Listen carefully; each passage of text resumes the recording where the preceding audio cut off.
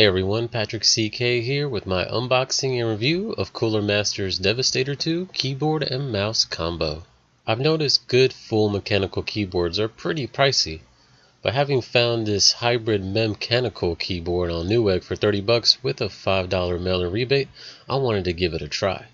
The blue backlighting may have something to do with it too. It comes with a 2-year warranty and is also available in red and green backlights. First impressions, I really like the overall design, including the font on the keys. It looks really close to the ethnocentric font I use in my logo. The more substantial than expected weight of the keyboard and mouse gives it a quality feel. It's aimed for gamers, but its lines and overall shape are subtle so that it's not obnoxious like some other gaming keyboards out there.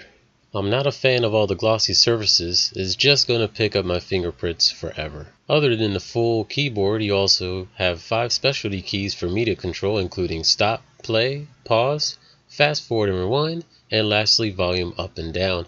I might have liked some more programmable buttons, but for $30 I'm good. The underside features nice large rubber feet, which are great for keeping the keyboard in place on smooth surfaces, and 2-inch long kickstands for that added angle and height. Cooler Master's mechanical key switches are meant to give you the feel and reliability of a full mechanical switch while not being as expensive as one. This is a good place to start for those of us who have used membrane keyboards forever and want to experience the other side of the fence without doling out the money for a good one. Another nice benefit of this style is the ability to switch out all the keycaps if you like. They are compatible with Cherry MX keycaps, which I found full sets of around $30 in a variety of colors. Taking off the keys is extremely easy even without a key puller, though you probably want to invest in one if you plan on replacing the keys on a regular basis.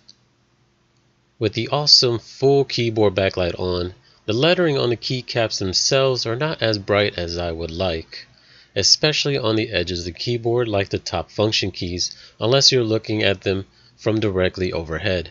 Of course, if the backlight was brighter, it will get annoying quick, so it's a compromise I can live with. My experience in actually using the keyboard was exceptional.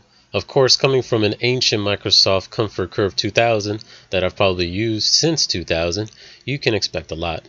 The ergonomics, which was the hallmark of the Comfort Curve, has translated very well into the Devastator II.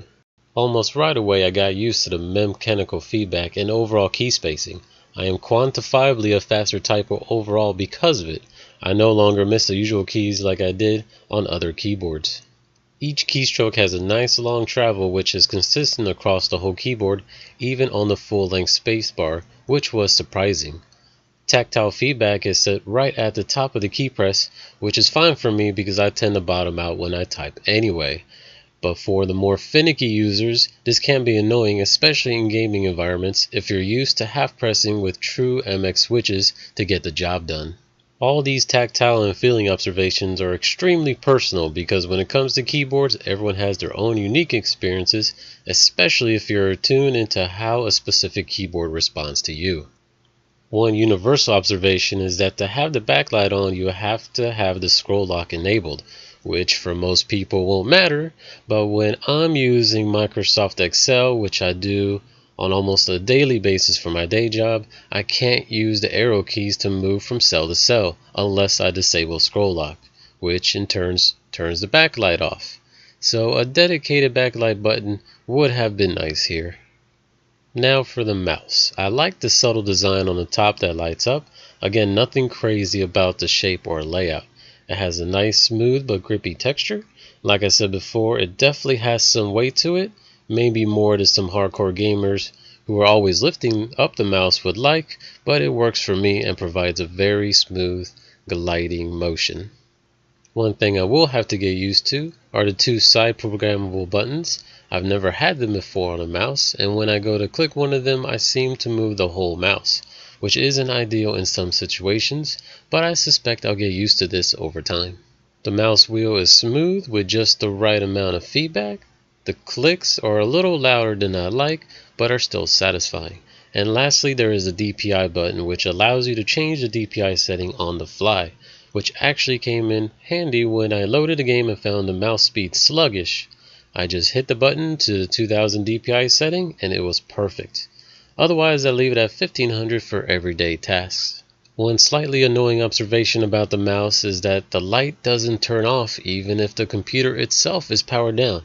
I actually have to unplug the USB cable for the light to turn off. There has to be a workaround for this. Overall, I really like this keyboard and mouse. So much so, I use it as my daily driver and got another one for work. It actually doesn't stand out that much on my desk even with the backlight on.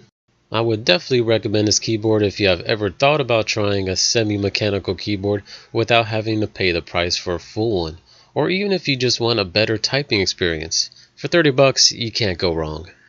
This has been Patrick CK. Like and subscribe if you enjoyed this content. Check out some of my other videos and hope to see you next time. Thanks everyone.